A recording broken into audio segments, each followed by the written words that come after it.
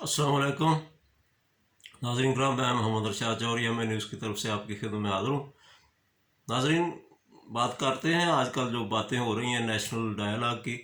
ये बातें इस तरह शुरू हुई कि मोहम्मद अली दुरानी साहब हैं, जो पीर पगाड़ा की जो पार्टी है, कन्वेंशन मुस्लिम लीग, फंक्शनल मुस्लिम लीग, वो उसमें शामिल हैं। और पीर पगाड़ा, उनके बगौल पीर पगाड़ा साहब ने उन्हें शहबाज शरीफ के पास भेजा और उनका पैगाम लेकर वो शहबाज शरीफ के पास गए और ये नेशनल डायलॉग की बात शुरू हुई।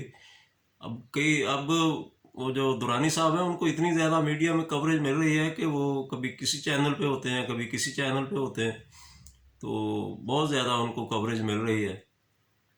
तो वो फरमा रहे हैं कि अब मुल्क को नेशनल डायलॉग की बहुत ज़रूरत है, मुज़ाकरात के बगैर मसले हल नहीं होंगे। अब सवाल पैदा होता है कि अचानक उन्हें ये मुज़ाकरात की अहमियत का कैसे ख्याल आ गया। ये तो मुल्क का जो बहरान है, ये तो 2-2.5 साल से चल रहा है, और इस तरह जो पार्टियां आमने सामने हैं, एक दूसरे पे बख्तान तराशी करती हैं और एक दूसरे पे लड़ाई झगड़े शुरू हो गए हैं। जो मुल्क में गैर यकीनी की सूरत हाल है, जो अब तो पैदा नहीं हुई, जो तो बहुत पुरानी है, 2-2.5 साल से चल रही है। तो अचानक वो पीर पगाड़ा साहब को ख्याल आ गया और उन्हें भी ख्याल आ गया। तो ये एक्चुअली ये अब ये वो बात जो है, वो कहते हैं वो कान सीधे हाथ से नहीं उल्टे हाथ से पकड़ने की कोशिश की जा रही है, लेकिन ये इनका फ़ायदा नहीं है कुछ भी।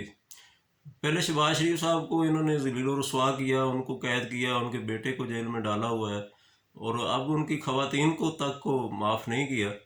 तो अब ये फिर शहबाज शरीफ के पास जा रहे हैं। तो शहबाज शरीफ साहब तो अब इनकी जो कोशिशें हैं, उनकी वजह से वो तो बेचारे बहुत कमज़ोर हो गए हैं। अब तो मरीम नवाज़ जो हैं वो बहुत ताकतवर हो गई हैं, पार्टी भी उनकी बात मान रही है और उनका बयानिया भी चल रहा है।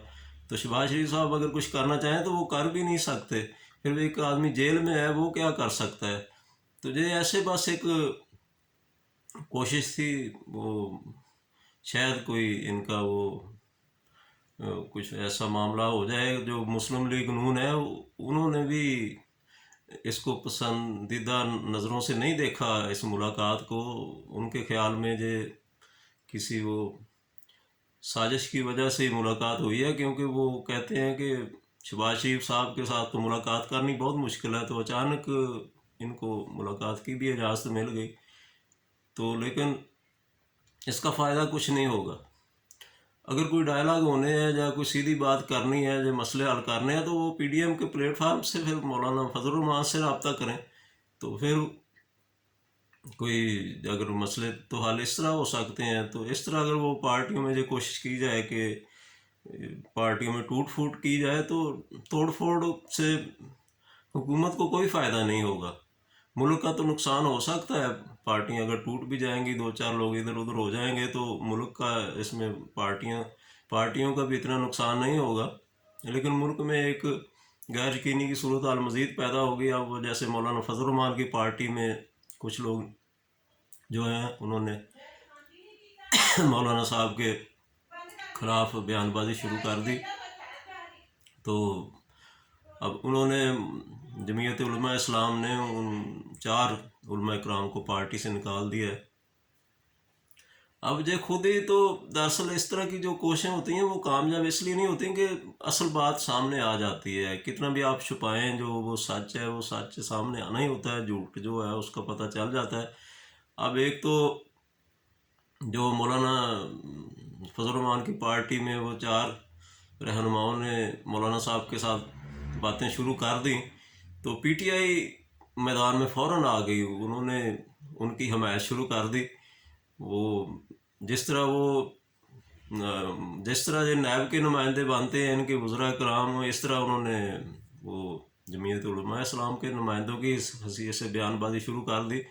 तो वो इस तरह वो बिल्ली थैले से फ़ौरन बाहर आ जाती है, और जो इस तरह बयानबाजी जो करते हैं, तो उससे पता चल जाता है कि वो किसकी ज़ुबान बोली जा रही है, और आवाम को पता चल जाता है। और जो वो भी कोशिश नाकाम हो गई। ये खुद ही वो कोशिश भी करते हैं और ख़ुद भी नाकाम भी बना देते हैं।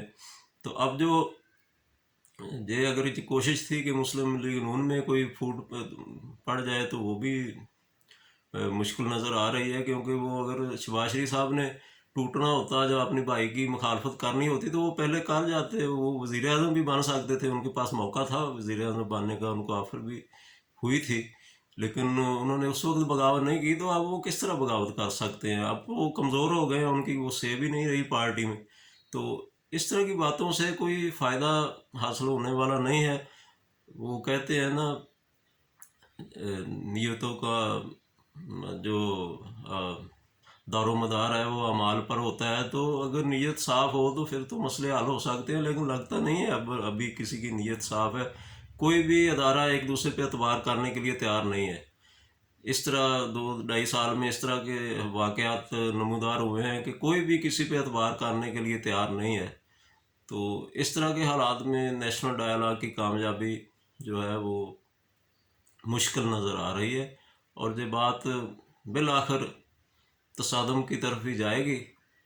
और जिन हल्कों ने फैसला करना है जे पीटीआई के बारे में, वो लगता है वो भी गूम गूम की कैफियत से दो चार हैं। उन्होंने अभी कोई वाज़ेह फैसला नहीं किया। जब तक वो जो वाज़ेह फैसला नहीं करेंगे तो ये हालात ऐसे ही रहेंगे। जब इस सिलसिले में फैसला हो जाएगा तो फिर ये मामला क्लियर हो जाएंगे, और नेशनल डायलॉग आप कहें या आइंदा इलेक्शन जो होने हैं उनके बारे में, या जे इस हुकूमत के खात्मे के बारे में, तो फिर बात वाज़ेह होगी। इस तरह ये डायलॉग वगैरह की कामयाबी का कोई इम्कान नहीं है। उम्मीद है आज की गुफ्तगू आपको अच्छी लगी होगी। शुक्रिया, थैंक यू वेरी मच।